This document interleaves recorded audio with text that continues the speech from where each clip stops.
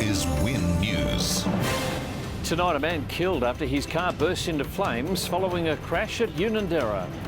A deluge hits the Illawarra and South Coast after a hot, dry spell. And the community rallies around a family struck down by 2 devastating diseases. Good evening, I'm Jeff Phillips. Also in this bulletin, major childcare reforms announced. How will it affect your family? And a truck fire causes delays on Mount Ousley Road. Motorists watched on in horror as a car burst into flames at Unanderra with the driver still inside after it crashed into a petrol tanker. A man has died at the scene, with the crime scene now established. Reporter Sydney Peed has the details.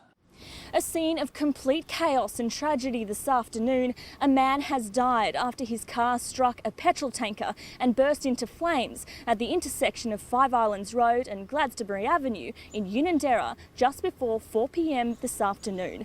The smoke from the blaze could be seen billowing into the sky. Sadly, the driver was still inside when the car caught alight. Police believe several cars were involved in the crash. I believe the truck and a vehicle around the corner here were involved in collisions with the vehicle just prior to it bursting into flames. Roads surrounding the crash have been blocked, with the crime scene established to try and piece together what went so horribly wrong. Drivers were left shocked by the horrific crash. It's me lucky, but this guy hit me. That's why, coming from that way, this guy coming in speed. Five Islands Road at Unanderra is expected to be closed for a number of hours, and anyone with information is urged to come forward and contact Crime Stoppers. Sydney Peed with that report. Emergency crews attended more than 20 jobs overnight as areas of Kiama and Albion Park were pummeled by wild weather. Many homes and roadways were badly flooded, with SES crews today picking up the pieces. The deluge set in just after 8 last night, relentlessly battering the region and calling our SES crews into action. In Kiama alone, there were 18 calls for help in just 3 hours and a further 6 after midnight, taking their mission well into the morning. As we've been driving around from job to job tonight, we've noticed that there's a lot of water on the roads, and I implore with everybody, please do not drive through floodwaters. This morning was no different as crews began mopping up from the destructive night that was, starting with this tree that succumbed to the weather, only just avoiding the Kiama High School next door. Well, it's overhanging. If it comes down, it could hit the building. It's already started hitting the building, but if any children were to walk along the side there, they could potentially get caught underneath the tree. Crews are expected to be here for a number of hours clearing this downed tree. Now, they say this is a common problem when you get a large amount of rain in a short period of time. The tree gets top heavy and then tips over with a little bit of wind. Meanwhile, the wet weather didn't let up across the region, making for precarious driving conditions, with some major roads even closed due to flooding. There were some, though, that did not pass up the opportunity for a stroll along the beach, even with rough seas and beach closures. This boat on Shoalhaven River was a weather casualty on the water, with fire and rescue crews working to get the boat to shore, along with hazmat crews preventing a possible oil spill. The only others to brave the rain were the animals. SES crews are urging residents to prepare for more wild weather in coming days. Kimberly Pratt, WIN News. There's a new addition to the WIN News lineup. Weather presenter Tanya Dendrinos will be joining us as from tonight. She's here now to tell us a little bit more about the wet weather we've had across the region. Tanya? Thanks, Jeff. Yes, what a day to step in. We had some significant rainfall across the region in the 24 hours to 9 a.m. Foxground was the hardest hit with an incredible 190 mils, making it the wettest place in the state for that time frame. Now, Albion Park had 123 mils into the gauge in the 24 hours to 9 a.m. That's its total monthly average for February in just one day. And as you can see in the shot behind me, the rain continued into today. We'll take a closer look at some more rainfall figures a little later in the bulletin, and I look forward to bringing you a comprehensive forecast every weeknight. See you soon, Jeff. That you will, Tanya. Now for the latest, let's go to the State Emergency Services headquarters with reporter Melissa Russell. We're here at the SES headquarters in Wollongong and I'm joined by the Deputy Regional Controller, Alex McFadden. Tell me, were the crew surprised by the ferocity of last night's storm? The New South Wales State Emergency Services volunteers are ready 24 hours a day, 7 days a week, but we will admit that last night's heavy rainfall was a little bit unexpected. So how important is it for people to be prepared? These bright sunny days are a great opportunity for members of the public to get out and do some home maintenance around their home and ensure that their home is ready for the next storm. Thanks so much for your time, Alex. No problem. Tonight, WIN News speaks exclusively with a young Warilla family which has been dealt more than its share of health blows. Fiona Magro was diagnosed with multiple sclerosis 6 years ago and suffers attacks that leave her without feeling in her right side. Her world changed again when husband Jason was told he had cancer in 2015. The Magros cherish every moment the young family get to spend together. Life hasn't been easy for Fiona, Jason and 3-year-old Willow since they found out Jason has liver cancer in 2015. He's been through rounds of chemo, but a new costly treatment may be his only saviour. It's really scary with Jason, the specialist told us that we were running out of options, but we're not running out of hope. Jason was due to begin a medical trial of immunotherapy in January, but because the cancer had spread to his lymph nodes, the only option was to push through with the treatment earlier at the family's own cost. Hopefully enable us to get the chance to give immunotherapy, which is the new therapy on the market. Unfortunately not available on the PBS for Jason's type of cancer. And it's about $20,000 a shot for every 12 weeks. The stress of caring for her husband has caused Fiona's multiple sclerosis to flare up, all while looking after little Willow. She knows that Daddy's sick.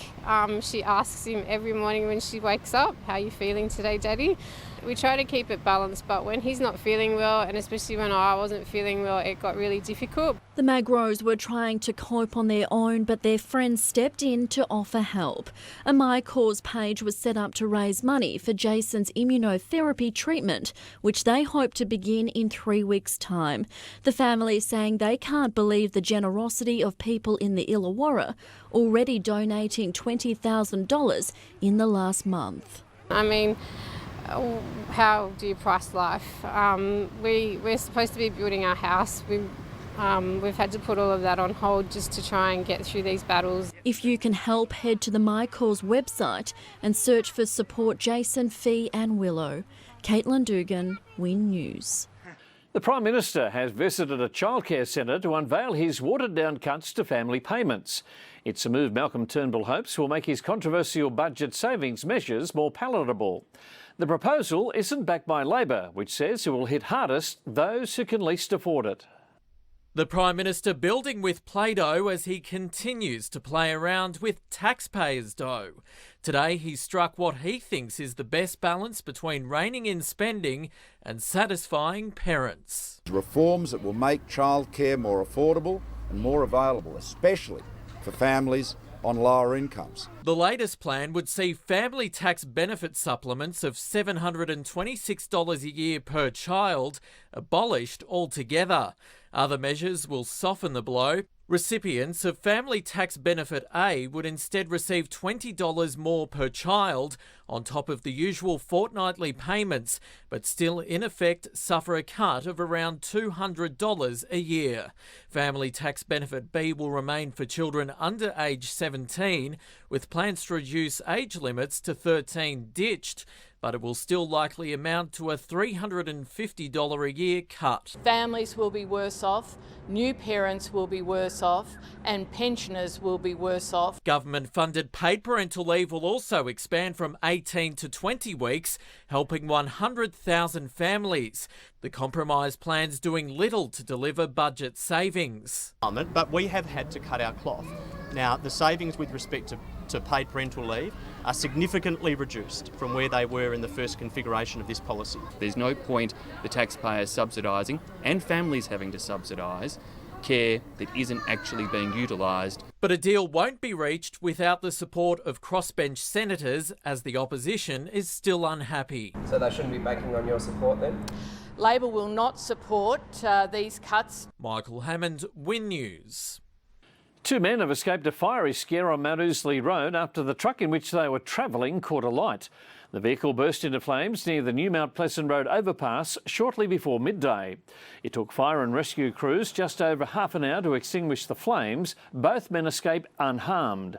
Police say they've yet to confirm but believe it was an electrical fault in the motor that caused the fire. All northbound lanes and one southbound lane were closed for more than an hour, with the M1 reopening just after 2 o'clock this afternoon. The two men accused of the double drive-by shooting at Dapto on Friday night remain behind bars. The magistrate says the incalculable impact on victims was the main reason for refusing bail. Police searched the Calderwood home of Matthew McGarrigle, finding enough evidence to allegedly link him to this drive-by shooting and burnt-out car. The 18-year-old was charged with stealing a car, setting it alight and firing a shotgun, as well as possession and supply of illicit drugs. His co-accused, Tylan Brown, handed himself to police hours earlier. The pair fronted Wollongong local court today, both of their lawyers making a bail application denying the police facts. But the magistrate rejected their lawyer's argument that the pair's time in custody outweighed the offence. He found the danger to the community and witnesses was enough reason for them to remain in custody. McGarrigle yelled to his family and girlfriend, "Love yous all," as he returned to his cell, his family and 17-week pregnant girlfriend breaking down at the news.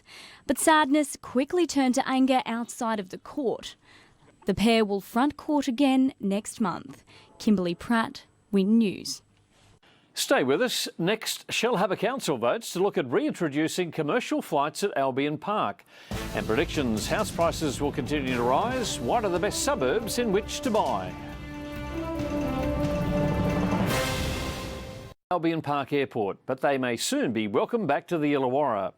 Our reporter Sydney Pete has taken it to residents after Shellharbour councillors last night considered the feasibility of restarting regular passenger transport. The Shellharbour Council last night decided to kickstart plans to recommence commercial passenger flights in and out of the Illawarra Regional Airport. The Mayor says it could be underway as early as this year, but has the idea taken off with locals? Let's find out. It'd be fantastic. Yeah. Great for the Illawarra, good for Albion Park. I think it'd be a fabulous idea. We've got an airport, why not use it? Why not? I mean, they do it everywhere else. I mean, they do it out of Proserpine, out of Queensland. It's a little country town. And at the end of the day, it brings money into the township. It's ridiculous how a major city like this, what have we got, nearly 300,000 people? Bloody Bateman's Bay's got an airport. Make it easier than travelling up to the city? No, I like driving. As long as the flight path and the noise doesn't disturb anybody's living, and especially the animals, when you get down around Jamboree, then it'll be okay. Regional Express and Jetstar Airlines have confirmed to WIN News they don't currently have plans to operate out of the Illawarra. The council says they have received expressions of interest, but the question is, where do the people want to go? Got family around the Gold Coast and whatnot, and it'd be pretty cool just to walk down, walk home. Melbourne, Brisbane, Sydney. Regional towns as well would be good. Well, I suppose the main area is Sydney. That's where everybody seems to commute from Illawarra to Sydney. So maybe a quick plane to work then. Oh, I've retired. I don't work anymore. The Australian Aerial Patrol has signalled its intention to restore flying patrols in time for the 2017-18 swimming season after the resignation of embattled former director and GM Harry Mitchell. The company has been in a state of financial instability after the withdrawal of funding and sponsorship amid several allegations of wrongdoing. Investigations into the allegations continue. A statement from the AAP said the new board has already brought in new accountants and auditors to check the organisation's finances and is putting a plan in place to ensure greater accountability. WIN News can reveal Surf Lifesaving Illawarra has withdrawn the competition ban imposed on Taraji Surf Lifesaving Club, allowing it to compete at the Illawarra Branch Championships this weekend. Competitors were left devastated by the ban following 8 recorded patrol breaches of not having enough accredited lifesavers on the beach at one time. Late this afternoon, Taraji Surf Lifesaving Club got the news the competition ban had been overturned, with the club to start negotiations again about the best way forward. Illawarra's housing market is tipped to produce some big sales in 2017 as consumer confidence remains high. Experts say after a bumper summer period, the real estate landscape is showing no signs of slowing down. Interest rates remain at an all-time low and there's plenty of cash being thrown around. We're seeing a lot of buyers going through open days. We're seeing a lot of confidence in the marketplace right now. Prices have skyrocketed in the last 3 months as coastal suburbs remain a hit among buyers, despite figures increasing as much as 12.5% at Balgownie. Unit sales in the Wollongong CBD have gone through the roof, with more than 100 snapped up throughout summer, while sellers in the Shoalhaven at Sanctuary Point are cashing in on the rising value in the region. There are suburbs that people are wanting to get into, so you're finding that you cannot get into the Illawarra much under $1 million in some price ranges, so it's becoming the norm, what we haven't seen in the last decade. Fairy Meadow, Oak Flats and Mount St Thomas are the suburbs to watch in 2017, but the first home buyer's dream is tipped to remain just that as competition among consumers reaches new heights. However, prices will steady after what's been record growth in the last decade. I don't think they're going to climb much more readily than they have been. I think it's going to be still strong, but we're not going to see the leaps and bounds that we probably have in the last couple of years. Jake Keating, WIN News. Time for sport with Amy, and Jay Field gets the tick of approval after a pressing over there at the Auckland Nines. He sure did, Jeff, and we'll hear what his teammates had to say after the break. Plus, Club Sapphire welcomes the state's best lawn bowlers as the Blues clean up.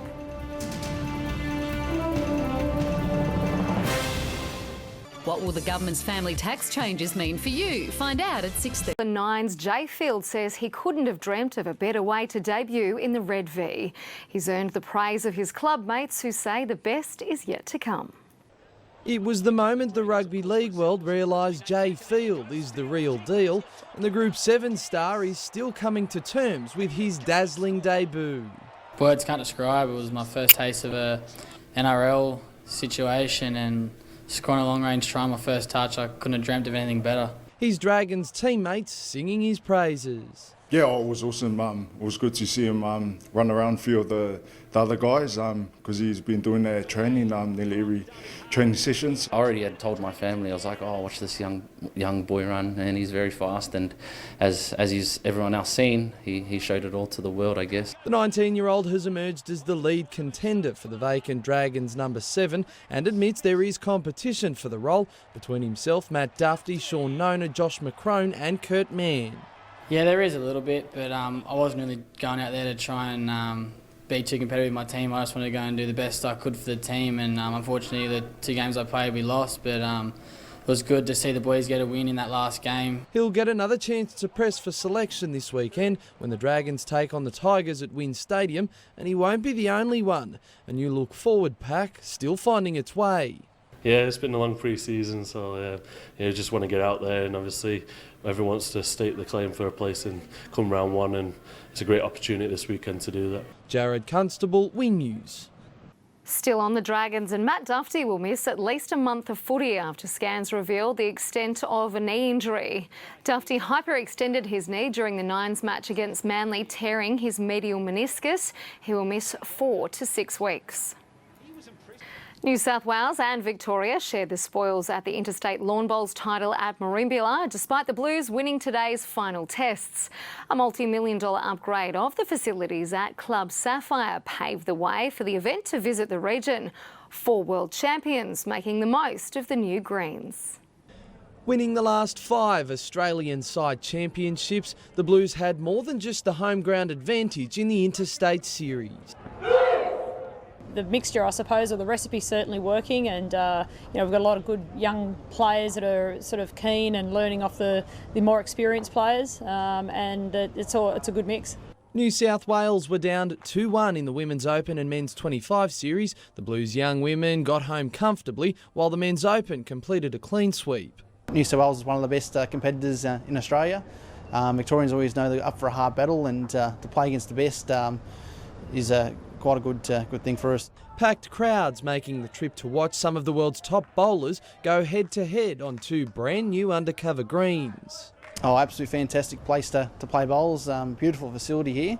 Nearly the best indoor carpet I've played on over my 15 years of bowls. I have been down over the last few years actually doing some coaching, so it was great to see it sort of come to fruition, and really great for the area, great for the club, and is really a world-class facility that they can host any type of international event on. It took years to plan, 6 months to build, and cost $2.5 million.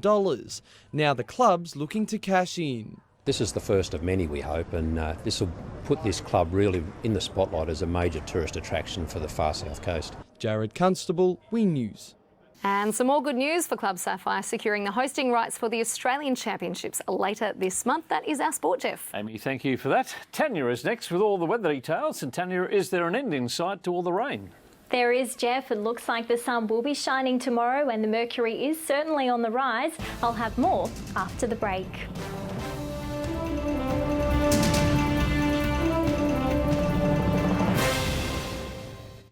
It's the hottest summer in 100 years. But what happened? Across the region. Now we'll start the segment each night with a weather photo taken by a viewer. This shot was captured by Melissa as the sun set behind the clouds at Narooma. If you've taken a weather photo you'd like to see up on screen, just email it through to weather@wintv.com.au. Let's take a look at the details from today. Albion Park picked up 10 mils of rain throughout the day. 14 mils fell into the gauge at Nowra, the top there 24 degrees. On the south coast, Marimbula's strongest wind gust was 37 kilometres an hour. It saw a high of 24, as did Eden. Now, as I mentioned in news, the heaviest rainfall came in the 24 hours to 9 a.m. Fox Ground picked up 190 mils, while 94 fell at Robertson. On the satellite, patchy cloud east of the ranges is bringing showers, while thick cloud sitting over the northeast is causing a few storms. On the synoptic, a high-pressure system over the southern Tasman Sea is strengthening a ridge along the coast, and the low-pressure trough over the northeast is weakening. Another trough will bring hot conditions tomorrow. The fire danger for tomorrow will be high for the far south coast and southern ranges, and low to moderate for the Illawarra Shoalhaven. On the waters, the Illawarra is looking partly cloudy with a slight chance of a morning shower, and partly cloudy on the water at Bateman's Bay and Eden, but there is a strong wind warning in place for the Eden coast. Taking a look on the land and the forecast for the Illawarra and Southern Highlands, there is the slight chance of a morning shower in the north, and it will be a partly cloudy day. Ulladulla is heading for a top of 28 degrees. On the south coast, a hot and partly cloudy day is forecast. Narooma heading for a high of 28 and 30 forecast for Eden. For Wollongong, partly cloudy tomorrow, expecting a top of 28 degrees with sunrise at 6:23 a.m. Having a look now at the days ahead, it will be very hot and mostly sunny on Friday. The same on Saturday with just the slight chance of a shower on the south coast. Hot and partly cloudy for the Illawarra, Shoalhaven and Southern Highlands on Sunday. Slight chance of a shower later in the day, but on the south coast there is a high chance of showers in the south and a medium chance elsewhere. And as you can see here, we do need to prepare for some soaring temperatures ahead. Jeff, it's back to you. Tanya, nice job and welcome to the team. And that is WIN News for Wednesday the 8th of February. Join us for the All Australian News at 11:30 and again tomorrow at 6 for WIN Local News. I'm Jeff Phillips. Coming up next is The Project. Good night.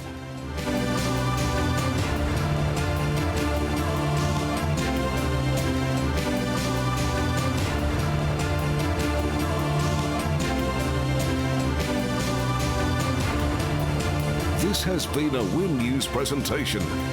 WIN News, Regional Australia's #1 news source. Every single show on every